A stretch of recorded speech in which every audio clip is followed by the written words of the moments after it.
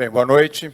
Eu queria, na qualidade de governador do Estado de São Paulo, primeiro agradecer a presença do ministro Luiz Henrique Mandetta. O ministro tem sido extremamente correto com o Estado de São Paulo, desde o início desta epidemia, agora pandemia do coronavírus. Eu já registrei isso ao longo dos últimos dias. Registro mais uma vez, o ministro se dispôs a vir aqui a São Paulo. Fizemos uma longa reunião que terminou 5 minutos atrás, para algumas decisões que foram tomadas relativas ao Estado de São Paulo. Eu vou enunciá-las e, na sequência, passo a palavra ao ministro Luiz Henrique Mandetta e também ao coordenador do Centro de Contingência do Covid-19, Dr. Davi Wipp, e, obviamente, os demais que estão aqui poderão fazer intervenções também, esclarecendo aos jornalistas que aqui estão. Desde o início desta crise do coronavírus, nós temos dito que a avaliação seria feita diariamente e até, quando necessário, a cada hora, dada as circunstâncias.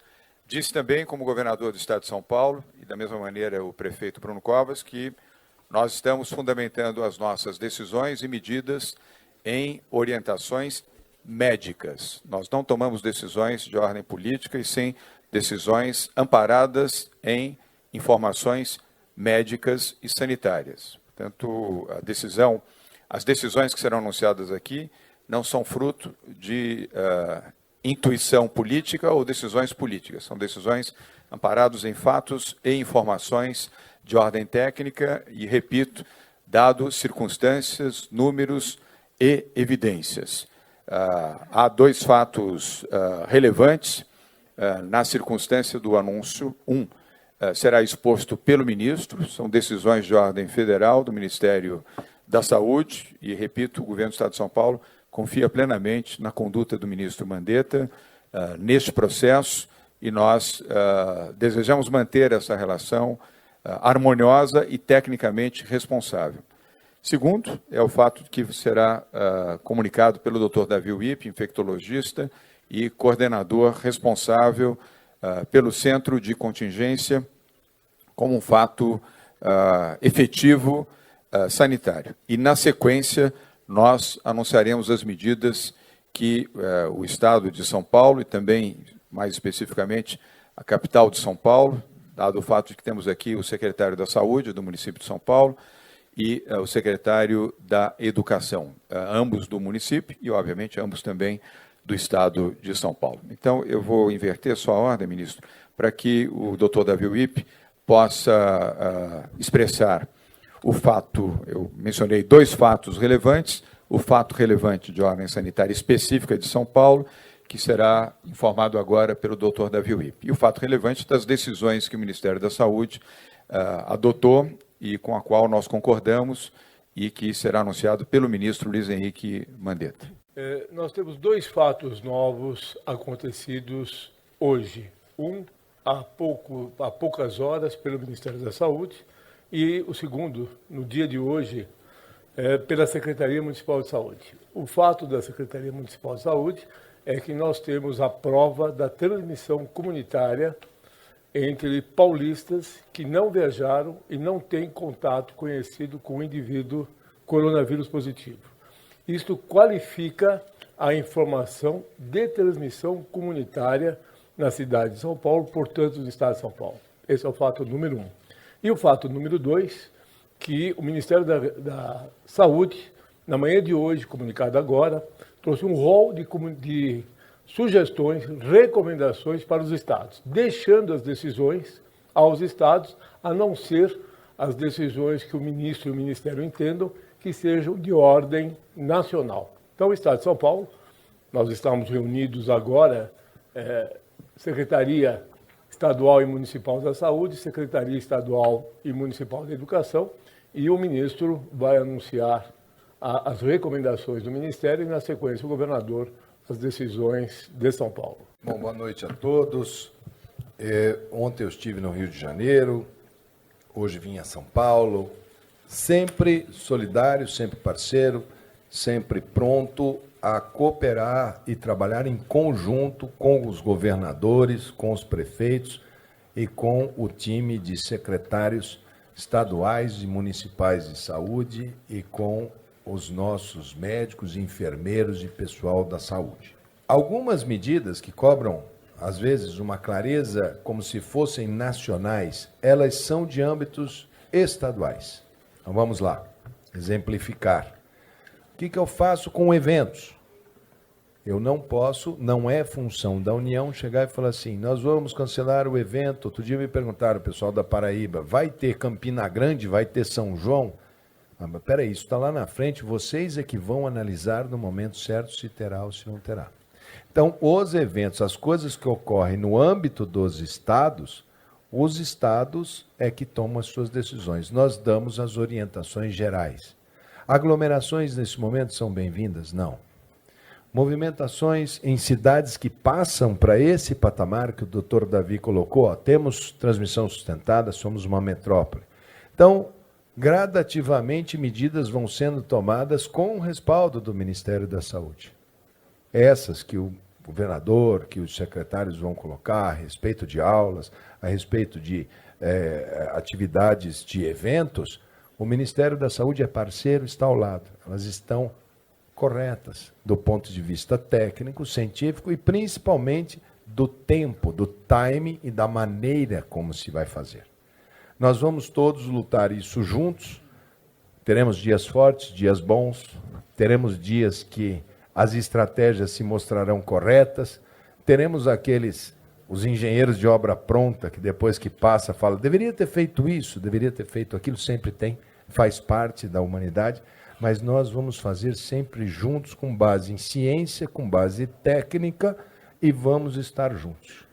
Hoje o Ministério da Saúde publicou, e eu comuniquei ao governador, nós vamos repassar para iniciar, para estruturar, para esses gastos iniciais. O Estado de São Paulo, R$ 2,00 per capita, aqui são 47 milhões de pessoas, são 94 milhões. Mas não vou passar per capita. São Paulo está precisando agora? Tá. O Acre também? É o mesmo R$ 2,00 per capita, é para todo o território nacional. Então, eu já vou liberar 420, 430 milhões para eles iniciarem a organização. Abertura de leitos. Abrir leito novo, abrir uma CTI, imediatamente o Ministério da Saúde habilita. Habilitar significa reconhecer que ele existe, que ele está trabalhando, nós fazemos o custeio. Terceiro, a questão das unidades básicas de saúde, estava falando aqui para o município, nós queremos que esses postos estejam mais abertos. Ah, precisa abrir todos os postos? Não, ele é que vai ver a melhor organização para fazer até as 22, ou até as 20, ou até as 21, ou até as 0 horas, ou transformá-los em 24 horas, eles vão fazer. Já separei R$ 1 bilhão para todo o Brasil. Fiquem tranquilos. Enquanto nós lá tivermos, nós vamos estar juntos, o recurso não vai faltar. O que nós temos é que gastar bem o recurso, fazer bom uso desse recurso. E isso só é possível se a comunidade, se a sociedade proteger os nossos idosos, as nossas pessoas que têm comorbidade. A Itália é um dos países mais idosos do mundo. O número de casos que aconteceu em casas asilares na Itália foi o que mais predou o sistema de saúde dele, porque chegavam 300 pessoas, 400 pessoas que estavam em casas asilares, ou que eram idosos sendo cuidados por cuidadores, os mesmos cuidadores de idosos, que não estavam fazendo o trabalho de prevenção. Então, aqui em São Paulo está mapeado, esses lugares têm que ter uma higiene absoluta, o cuidador de idosos que está lá dentro absoluta, e cada família, cada um cuida do seu. Está na hora de filho assumir que tem pai, tem mãe e que não é. Vamos terminar, vamos interromper as aulas? Não deixe criança e adolescente com avô, com gente de idade. Por isso a estratégia de São Paulo eu achei muito correta, que é essa que São Paulo vai fazer. Estamos aqui solidários ao Estado de São Paulo e vamos trabalhar junto nessa e outras que virão. Algumas medidas serão de interesse nacional. Quando forem nacionais, nós falaremos de Brasília. E essas que são locais, aí eu deixo para que o governador e os secretários assim procedam, porque eles conhecem muito melhor a rede local do que a União. Hoje é um anúncio, nós estaremos mobilizados permanentemente, nós já tínhamos dito isso no início da semana, na próxima segunda, terça, quarta, quinta, sexta, todos os dias, enquanto for necessário, o grupo de mobilização, sob a liderança da coordenação do grupo de contingência, do Dr. Davi Wipp, estará mobilizado para tomar as decisões que forem necessárias. Um ponto importante, exposto pelo ministro, eu queria renovar essa informação: não há decisão horizontal diante de uma pandemia ou de uma epidemia, não há uma decisão que seja horizontal. Há situações de pico, aliás, as experiências internacionais demonstram isso, e nem é possível estabelecer medidas que possam ser previstas e orientadas para longos períodos. São curtos períodos, às vezes 24, 48, 72 horas, e este é o procedimento, aliás, da Organização Mundial de Saúde e dos países que estão sofrendo mais com a crise do coronavírus. E o Brasil não é diferente, São Paulo, evidentemente, não se distancia deste procedimento. Neste momento, a decisão do governo do Estado de São Paulo, amparado pelas manifestações do Ministério da Saúde, do grupo responsável do Centro de Contingência do Covid-19, da Secretaria de Saúde do Estado de São Paulo e da Secretaria de Saúde do município de São Paulo, assim como das Secretarias de Educação da capital paulista e do Estado de São Paulo, são, primeiro, eventos. Recomendar a suspensão de eventos musicais, esportivos ou de qualquer natureza acima de 500 pessoas. Repito, eventos. Suspender a recomendação para que sejam suspensos eventos esportivos, musicais, de lazer ou de outra natureza acima de 500 pessoas. Os eventos de ordem pública, evidentemente, serão suspensos, porque cabe ao governo do Estado e ao governo municipal da capital de São Paulo tomarem a decisão, e a decisão está tomada. No que tange à área privada, a recomendação é para que, a partir deste momento, possam gradualmente suspender estes eventos a partir de amanhã ou depois de amanhã, comunicando, evidentemente, aos responsáveis pela organização e ao público em geral. Educação, aulas, de segunda-feira, dia 15/3, até segunda-feira, dia 23/3, gradualizar a suspensão das aulas no sistema de ensino público e recomendar o mesmo em relação ao ensino privado. Repito, de segunda-feira, dia 15, até segunda-feira, dia 23, seguir esse procedimento. De segunda a segunda-feira, seguindo este procedimento de gradualizar. E o secretário da Educação do Estado e do município vão explicar por que esta gradualização tem que ser feita e tem que ser obedecida desta forma. Não há possibilidade no ensino público de uma decisão abrupta, diferentemente das universidades, que a partir de segunda-feira já a nossa recomendação às universidades públicas que suspendam, como já foi decidido hoje, e que as universidades privadas também o façam. É diferente a situação no ensino superior ao ensino básico e fundamental, tanto na Prefeitura quanto no governo do Estado de São Paulo. Então, com relação a eventos, a informação já está consolidada. Na área de educação, eu vou pedir a intervenção do secretário Rocieli Soares, que é o secretário de Educação do Estado de São Paulo, podendo haver a intervenção, se desejar, do secretário Bruno Caetano, secretário de Educação da capital de São Paulo. Governador, boa tarde a todos. Secretário, ministro Mandetta. Essa medida, nós já tínhamos desenhos, diversos cenários para o processo educacional. Muitas escolas particulares já tinham começado a discussão desse processo.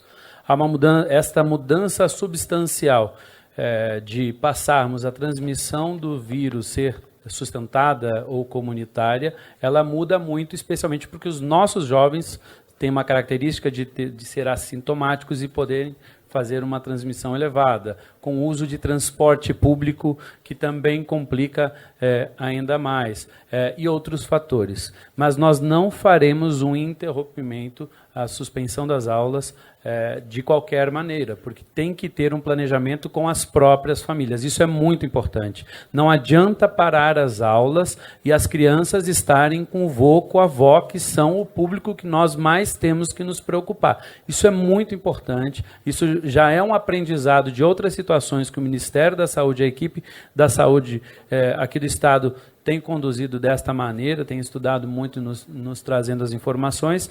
Então, durante a semana que vem, nós teremos aula normal. De segunda a sexta, as escolas estarão abertas para passar uma série de informações sobre prevenção, inclusive para que os alunos saibam quais são os procedimentos, os cuidados. Mais uma vez, já fizemos isso entre os dias 2 e 6 de março, refaremos durante a semana, mas com muito mais informações sobre essa responsabilidade, inclusive dentro da própria família. Segundo ponto importante, dar tempo para que as famílias se organizem. Isso é muito importante, também é este aprendizado essencial. A família, se a gente disser que segunda-feira de manhã já não tem, talvez ele não consiga se organizar. Então, nós estamos dando mais de 10 dias para que os pais, as famílias se organizem, com quem ficarão as crianças, quais são os procedimentos. Nós estamos ainda estudando medidas para complementar, para dar atividades para os estudantes, ainda que não seja exatamente aquilo que é programado em aula. Por exemplo, o Estado já está com planejamento para que a gente tenha atividades à distância com patrocínio de dados, ou seja, os alunos entrarão em determinado momento, a gente ainda está concluindo, fechando as parcerias, alguns dados ainda serão entregues durante a semana para a própria comunidade escolar. Nós vamos patrocinar os dados para que os alunos possam acessar aplicativo gratuitamente, mesmo que ele seja lá do lugar mais distante, mais pobre, que não tenha internet própria, que a família não tenha condições de ter internet, nós vamos patrocinar a internet para que este aluno possa acessar conteúdos durante este período. Logicamente que o primeiro período de afastamento para a rede pública será considerado como um período de adiantamento de férias, dentro do nosso planejamento. E à medida, aí eu sei que a pergunta que vai ser feita, mas quando é que volta? Nós vamos, da mesma forma que a gente dizia para vocês, nós vamos avaliar caso a caso, momento a momento, nós também vamos avaliar caso a caso, momento a momento, hora por hora, quando será o retorno. E este diálogo vai ser sempre feito com a comunidade escolar, mas a partir das informações da área da saúde, porque não compete à área da educação questionar neste momento todos os procedimentos necessários pelo conhecimento da área da saúde.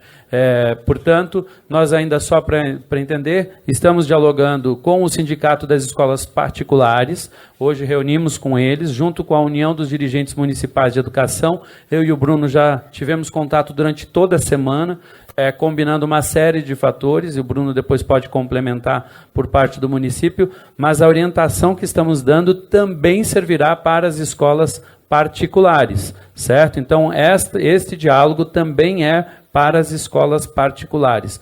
Nós teremos, durante esse prazo ainda, discussão, dependendo do tempo que ficarmos, das adaptações necessárias para o cumprimento do calendário escolar. Mas isso vai depender do tempo que ficar. Se for uma semana é uma coisa, se for 2 semanas é outra, e assim por diante a gente vai sempre formalizar dentro dos trâmites daquilo que é permitido contemplar aos nossos estudantes, sejam da rede privada, sejam da rede pública, a melhor orientação. Da mesma forma, a União dos Dirigentes Municipais também vai estar orientando seus secretários municipais também a este procedimento, assim como também com os prefeitos.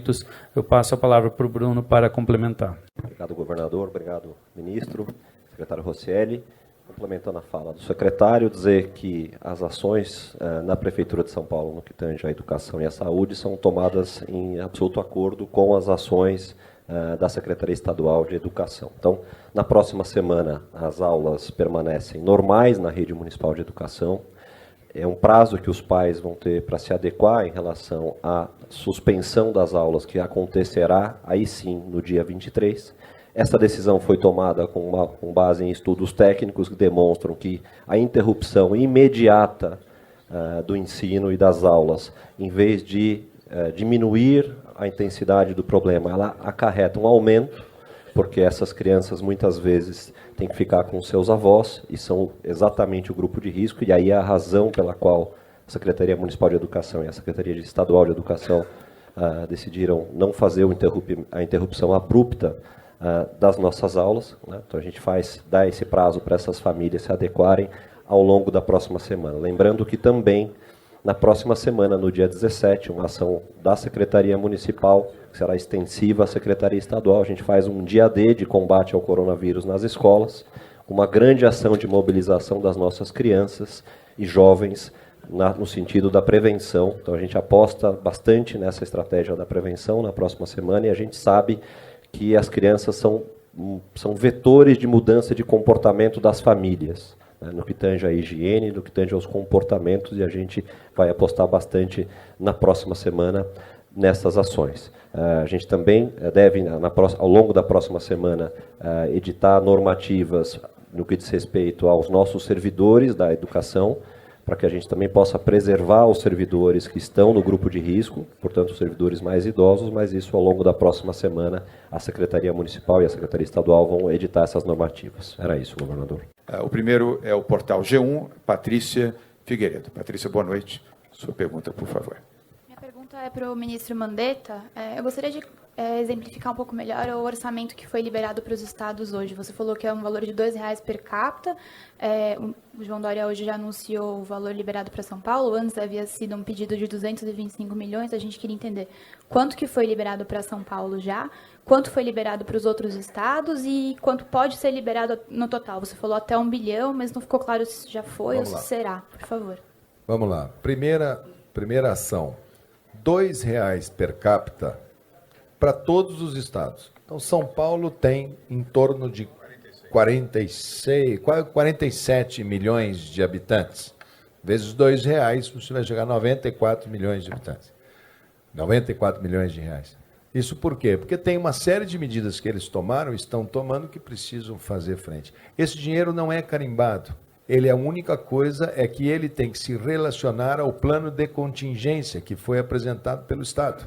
Então, sendo dentro do plano de contingência, ali nesse plano tem ações de atenção primária, tem comunicação, tem abertura. Cada um vai fazer. Um dos grandes pilares do SUS é a descentralização.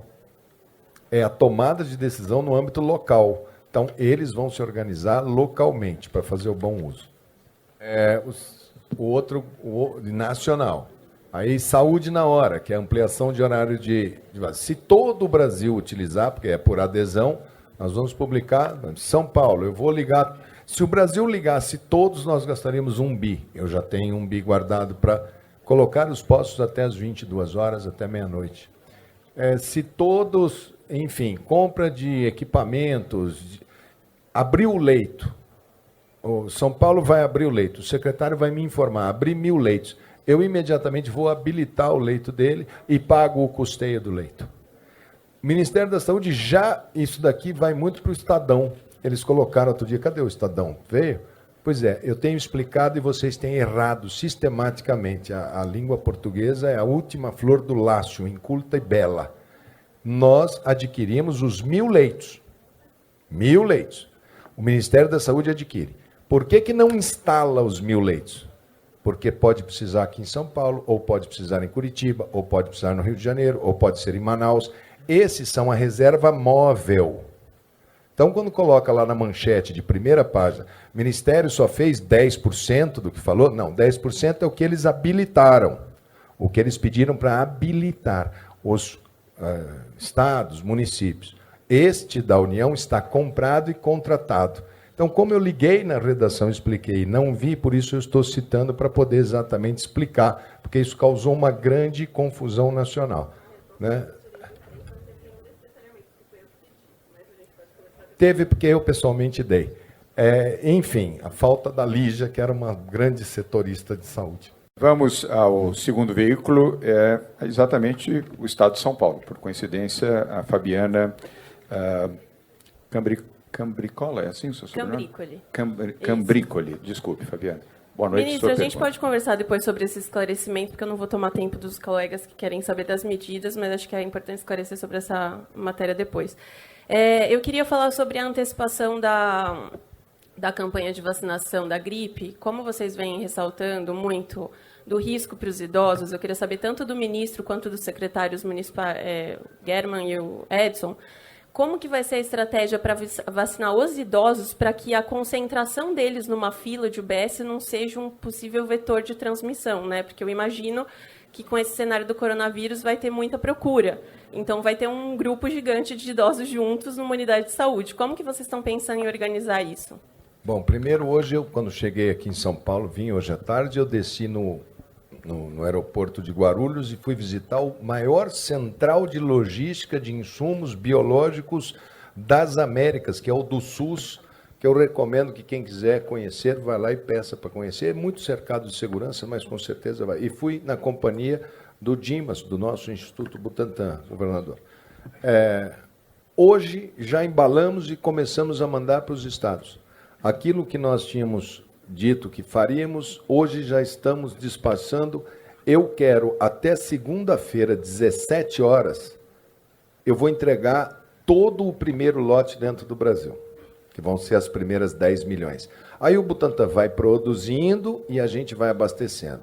Por isso que é importante respeitar a ordem, porque se for, eu vou furar a fila e vou lá, vai faltar para os respectivos, primeiro idosos, profissionais de saúde, depois nós vamos gradativamente. Então, a partir da semana que vem, nós vamos fazer a nossa campanha, nós tínhamos dito que era a partir do dia 23 de março. As secretarias já podem começar a utilizar, junto aqui com o secretário municipal, para vacinar, por exemplo, os acamados, que são aqueles que não podem sair de casa, e eles têm. O SUS tem casa a casa dentro do Brasil. Quem são os idosos acamados? Esses não participam de campanha, ela é uma estratégia de atenção básica. E depois nós vamos falando as faixas etárias, os setores. Esse ano, sem nós sabermos, no ano passado, nós recebemos 62 milhões de doses. Para esse ano, nós tínhamos contratado, e o Butantan produziu 75 milhões de doses. Então, nós ampliamos 13 milhões de doses do ano passado. É o maior programa de vacina de gripe pública que se tem notícia. Então, isso vai ajudar muito. Agora, a estratégia, aí eu prefiro que os municípios façam. Então, hoje nós cumprimos o que a última vez eu e o governador falamos. Hoje nós embarcamos aqui da logística para todos os estados até segunda-feira, 5 horas da tarde. Todos receberão os seus lotes. Aí eles organizam durante a semana para o dia 23 e podem começar a vacinar o casa a casa. Obrigado, ministro. Obrigado, Fabiana. O doutor Davi Wip, acho que quer complementar a informação. Hoje, uma conversa pela manhã com o secretário da Vigilância do Ministério, nós acertamos que eu conversaria à tarde com o governador, ele me autorizou a fazer um convite à rede privada de farmácias para que participem da vacinação dos idosos, 2 vacinas, influenza e sarampo. É um convite pro bônus, tá? A rede privada nós vamos convidar que ela nos auxilie na vacinação, e esta rede privada é muito intensa e muito competente aqui no estado de São Paulo. Então, isso responde um pouco a sua pergunta. Não, o governador acabou de me autorizar, eu preciso conversar com a rede privada. Não, eles não foram convidados, isso foi uma decisão de manhã, uma sugestão que eu e o secretário de Vigilância, agora o governador autorizou, saindo daqui eu vou conversar com as redes privadas para participarem.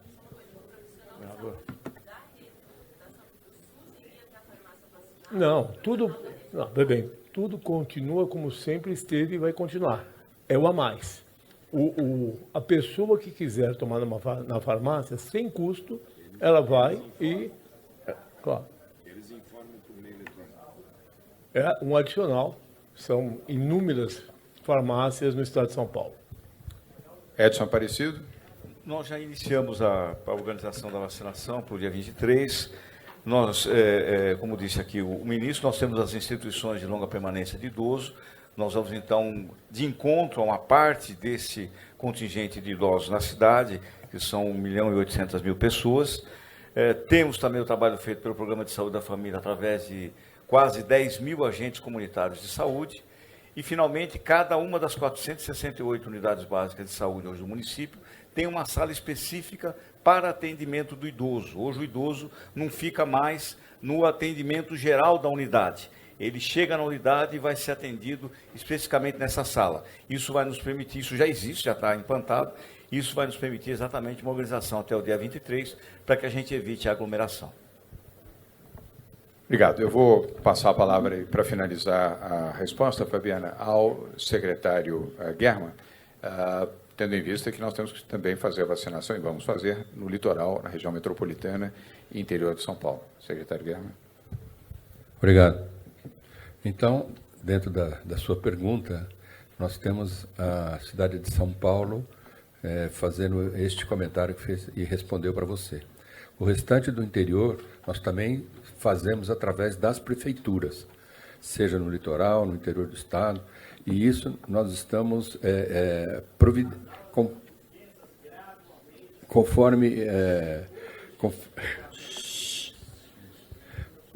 conforme o fornecimento do Butantan para o Ministério, e o Ministério repassa isso para os municípios e a gente coordena este processo. Então não teremos problema, porque os municípios serão abastecidos pelo Butantan e Ministério. Próximo veículo é o Portal UOL, Carolina Marins. Carolina, onde você está?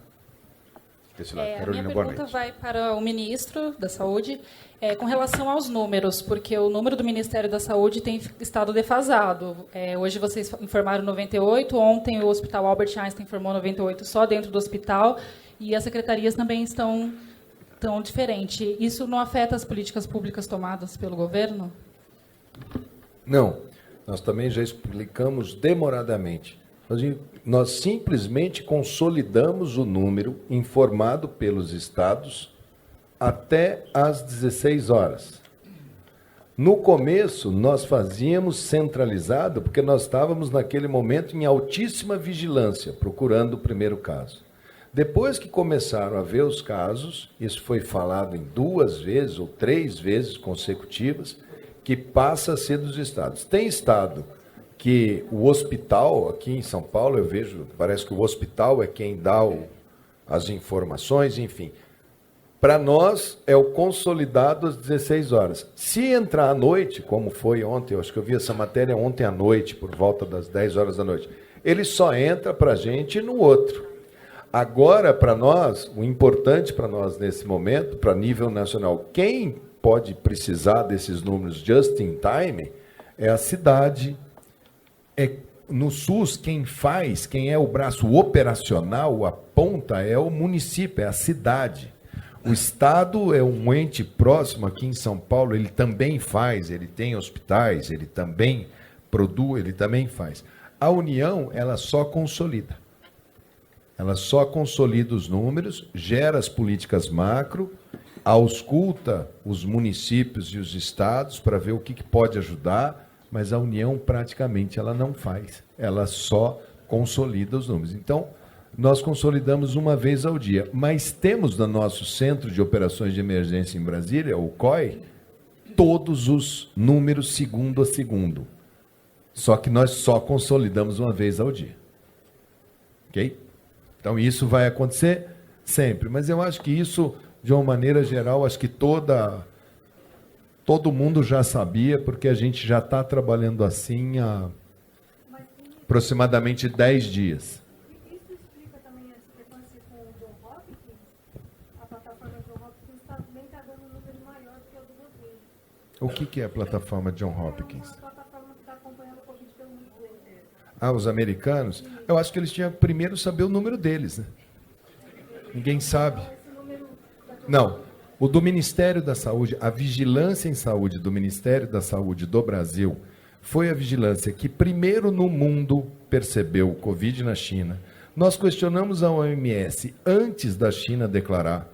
Nós fizemos todos os monitoramentos, identificamos, cobramos da OMS que ela declarasse pandemia. Ela levou 3 semanas e meia, 4, insistindo no caso a caso, quando nós já trabalhávamos.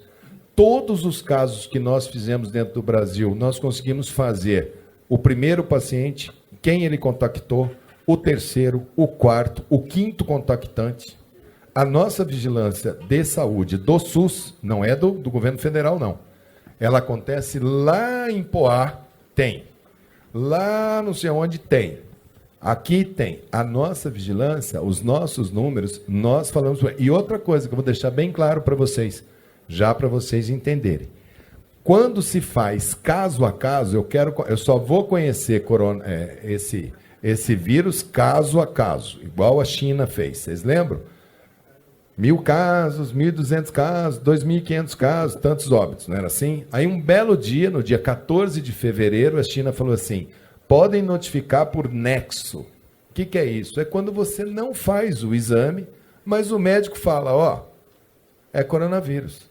Eu já vi tantos casos, eu já vi aqui a imagem, eu já vi a tomografia, é corona, eu não preciso fazer o exame. Quando você tem vírus circulando forte, você faz por amostragem para saber quais os vírus que estão circulando e faz por nexo. Os nossos números serão maiores, porque eles serão a verdade. A China trabalhou 2 dias só por nexo. Ela foi de 32 mil casos para 70 mil casos. Aí eles olharam e falaram assim, agora nós vamos voltar a contar 1 a 1, porque nós não queremos que seja um número tão grande. Você olha o gráfico da China, quem não conhecer essa história, vai ver, passar os anos, vai falar, nossa, veio. Um belo dia o gráfico faz assim, depois faz assim. O que será que aconteceu nesse dia? Será que o vírus tomou um urânio, virou um Superman? Não, é o nexo causal. Se eles tivessem feito por nexo causal, como os números de óbitos são absolutos, a letalidade seria menor. Porque os óbitos são absolutos. Os casos graves nós vamos fazer todos. Entrou em um hospital grave, nós vamos fazer todos. A nossa sentinela é muito forte, nós vamos saber o percentual de vírus todos. Nós vamos fazer os casos que nos... Mas o nexo causal clínico nosso vai ser maior. Então, nós sabemos o que nós estamos fazendo e não é da ideia de ninguém. Agora, se os Estados Unidos não conseguiu fazer kit, conseguiu fazer. Não sabe por onde entrou os casos. Né? Se eles estão fazendo para medir os brasileiros, eles têm que me dar números de lá, porque até para a gente saber se Flórida, Ohio, Califórnia, Nova York, hoje decretou emergência. Nós fizemos a reconhecimento da emergência de interesse nacional quando? Nós fizemos aproximadamente 1 semana antes de levar os brasileiros de Wuhan para cá. Há mais ou menos 30 e poucos dias atrás. Assim, o Brasil... Podem criticar muita coisa, mas os números brasileiros hoje são os mais fidedignos que tem aí para você poder acompanhar. Próximo veículo de comunicação, Jornal O Globo, jornalista Silvia Amorim. Microfone para a Silvia. Silvia, boa noite. Sua pergunta, por favor. Boa noite, ministros, secretários. Eu quero fazer uma pergunta para o Dr. Davi Wippe, porque diz respeito ao caso confirmado de transmissão comunitária. Então, eu queria saber como é que houve essa constatação. Ela é clínica ou houve algum tipo de exame que atestou o que a gente está chamando de cura? E eu queria também encaminhar uma questão para o governador, como vai ficar a questão da Avenida Paulista no próximo domingo? Se ela será fechada ou se ela ficará aberta?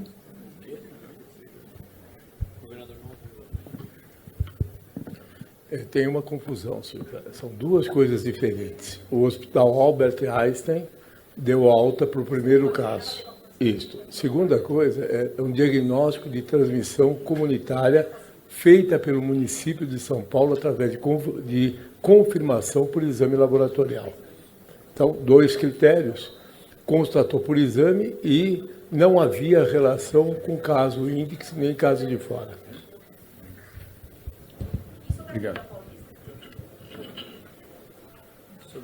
A nossa posição foi clara. Recomendação para que nenhum evento acima de 500 pessoas seja realizado. Qualquer evento, musical, esportivo, político, social, internacional, universal, de qualquer natureza, não deve ser realizado a partir de agora.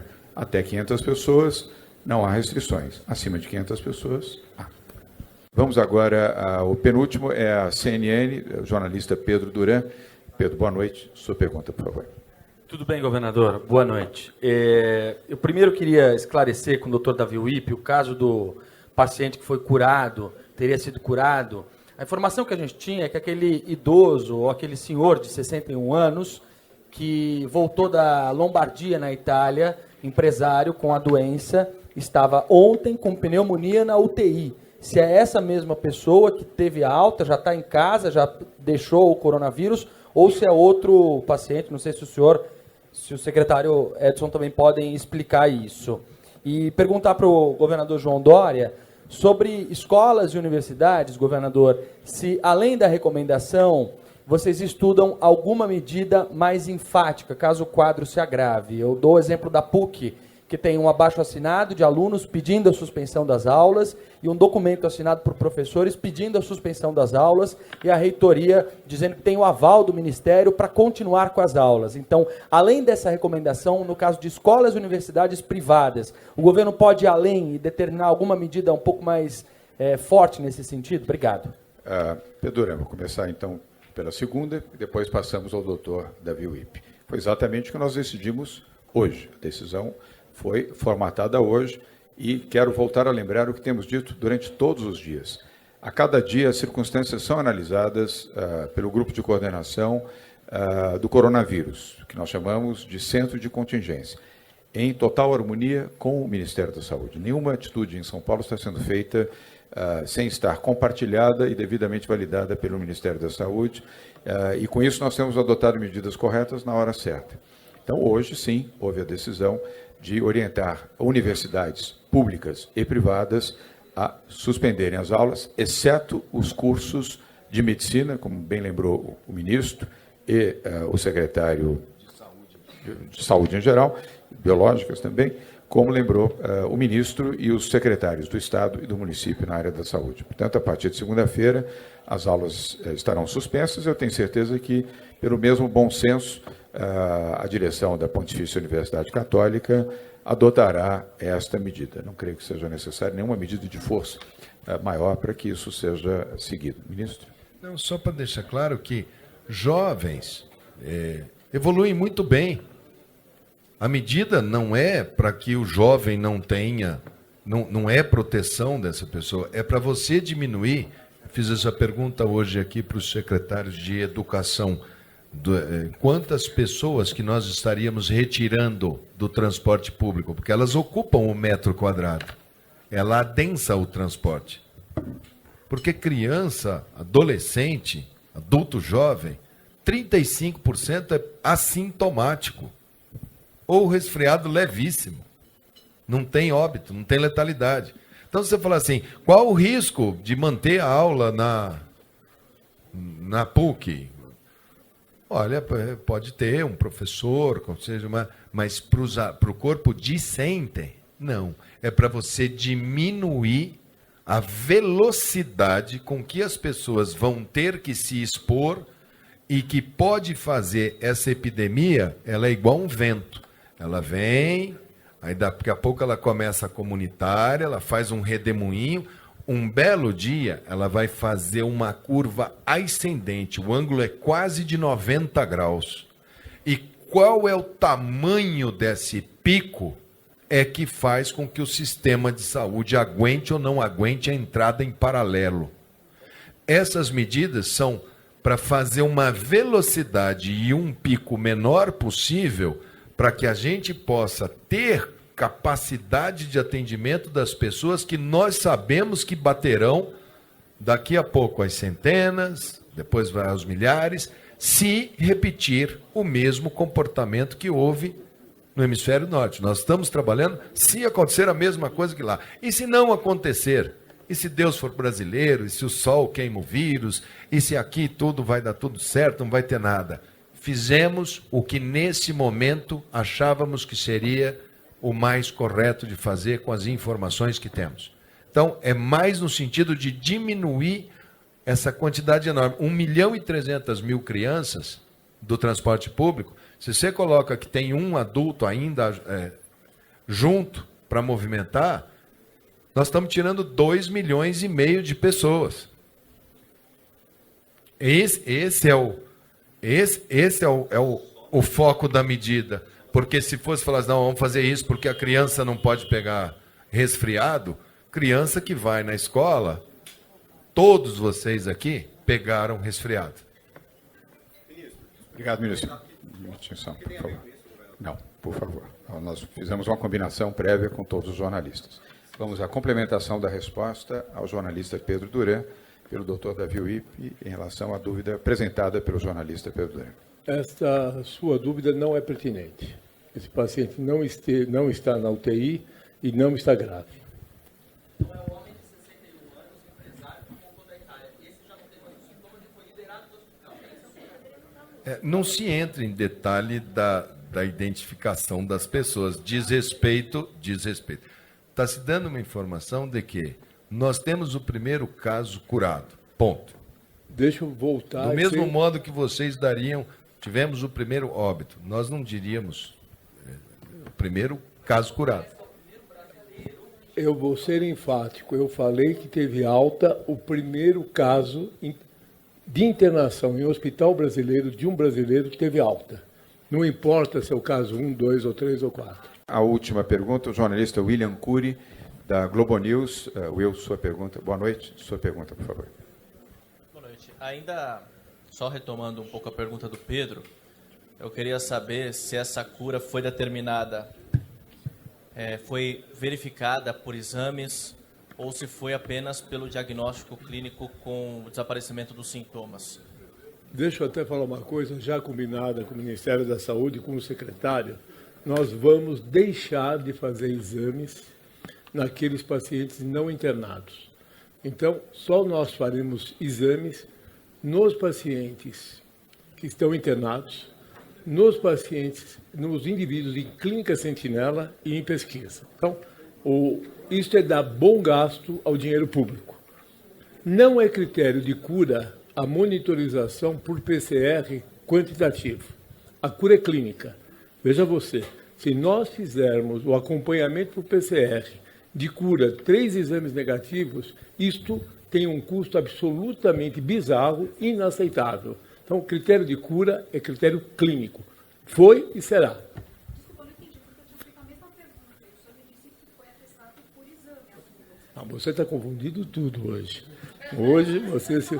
Não, querida, eu falei para você que o diagnóstico da comunicação, do caso de comunicação, aqui, comunitário, Silvia, o primeiro caso de comunicação foi feito por exame. Não tem nada a ver com o doente internado que teve alta. A minha pergunta era sobre o paciente do Einstein. Não.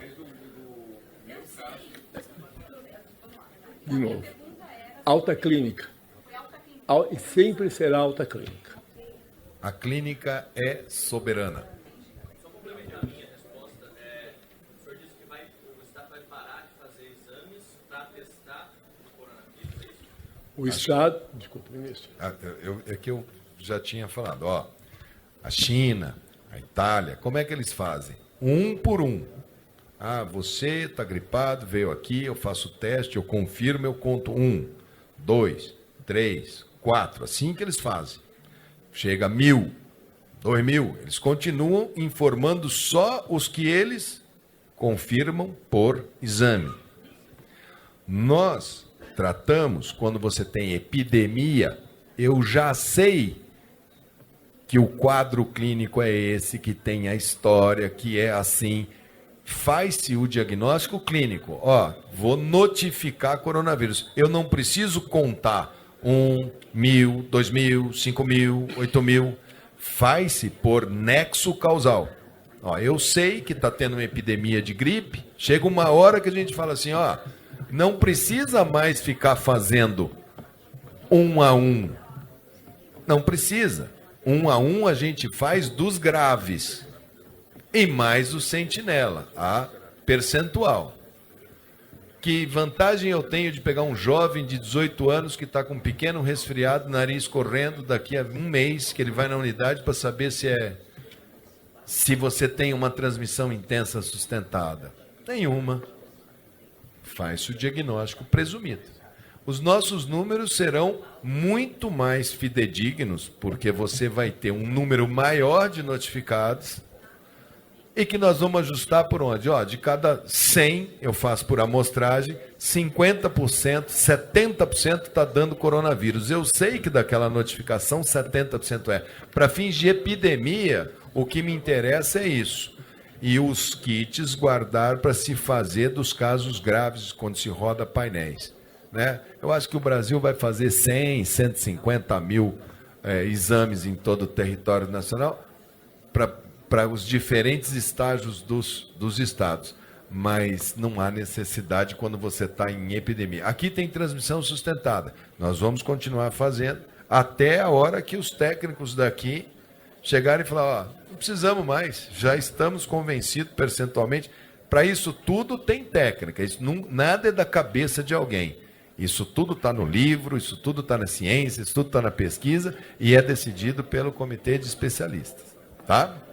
Antes de encerrar, o doutor Davi Wippe, nós temos que encerrar, são 19h45, em respeito a vocês, e também nós vamos seguir o nosso expediente aqui.